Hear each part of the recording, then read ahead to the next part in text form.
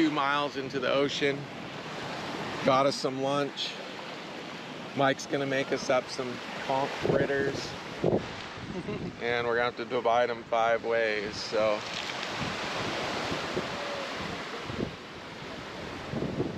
Should be a good meal.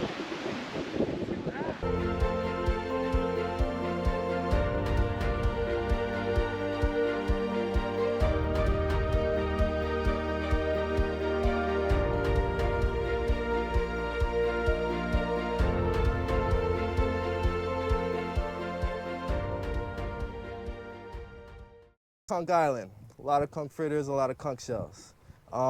This specific pile originally started about 100 to 120 years ago.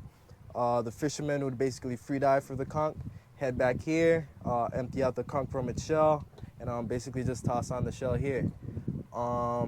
There's 2 main reasons why they originally started piling them here.